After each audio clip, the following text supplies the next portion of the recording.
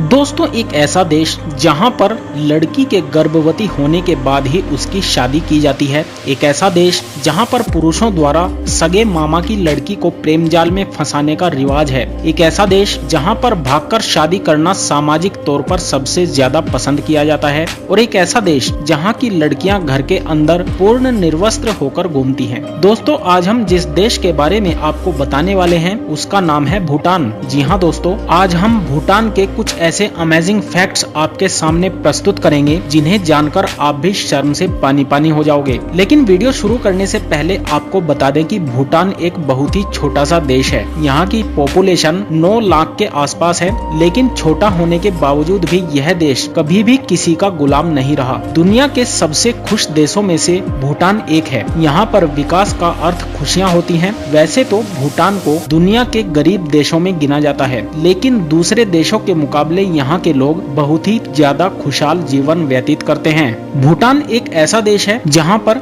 एक भी भिखारी और एक भी आदमी बेघर नहीं है। दोस्तों, इस दुनिया में शादी और शारीरिक संबंधों को लेकर अलग अलग देशों में अजीब अजीब तरीके के कानून बने हुए हैं। कुछ देश ऐसे भी हैं जहां शारीरिक संबंधों पर सार्वजनिक चर्चा बिल्कुल नहीं होती। वहां शारीरिक संबंधों पर हजारों पाबंदियां हैं। लेकिन कुछ देश ऐसे भी हैं जहां शारीरिक संबंधों को एक सामान्य प्रक्रिया के तौर पर लिया जाता है। ऐसे देशों में सेक्स को लेकर खुलापन है। इन देशों में शारीरिक संबंधों को लेकर बने कानून भी अजीबोगरीब हैं। कहीं सुहागरात के दौरान दुल्हन की मां को कमरे में रहने की परंपरा है, तो कहीं पर हस्त मैथुन के लिए मृत्यु दंड तक का प्रावधान है। लेकिन दोस्तों, भूटान में एक जनजाति ऐसी भी है जहां शादी के लिए लड़की को रात के अंधेरे में भगाना पड़ता है। यह कोई हंसी मजाक नहीं बल्कि मजबूरी है, जिसने अब संस्कृति का रूप ले लिया है। पश्चिम बंगाल व भूटान की सीमा के पास प्रकृति की गोद में बसे टोटोपाड़ा में रहने वाली टोटो जनजाति सदियों से इस परंपरा को निभाती आ रही है। दुनिया की इस सबसे छोटी जनजाति के लोगों की तादाद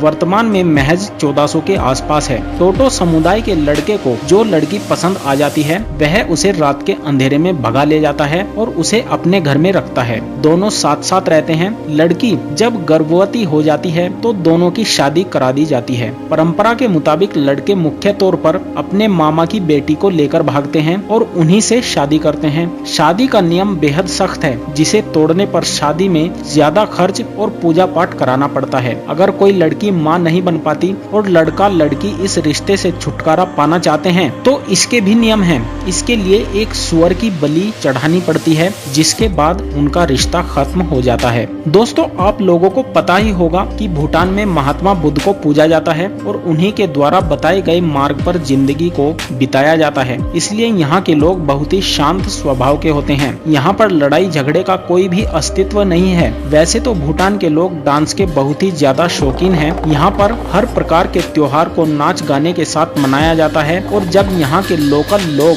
डांस करते हैं तो टूरिस्ट इन्हें देखते ही रह जाते हैं। यहाँ पर चांद डांस काफी लोकप्रिय है। इसके साथ ही यह लोग टूरिस्ट का मनोरंजन करने के लिए भी इस डांस को करते हैं और भूटान के टूरिज्म को बढ़ावा देने में इन लोगों का बहुत बड़ा हाथ है। दोस्तों, भूटान में रहने वाले लोगों को टीवी, इंटरनेट, रेडियो किसी की भी परवाह नहीं है, क्योंकि यहाँ के लोग एकदम सादा जीवन व्यतीत करते हैं। भूटान में टीवी, इंटरनेट को साल 1999 में इजाजत मिल गई थी। भूटान की एक सीमा पर चीन और दूसरी सीमा पर भारत और तिब्बत है। हिमालय की गोद में बसे हुए भूटान की राजधानी को थिम्फू कहा जाता है, जबकि इसकी फाइनेंशियल सिटी का नाम फुटसोलिंग है। भूटान की कुल आबादी में 76% बुद्धिस्ट और बाकी 24% हिंदू हैं। भूटान का हिमालय की गोद में बसा होने के कारण यहाँ पर चारों तरफ आपको पहाड़ियाँ ही नजर आएंगी। लेकिन जब आप भूटान जाओगे तो आपको वहाँ के लोगों की क्रिएटिविटी देखकर काफी हैरानी होगी, क्योंकि यहाँ पर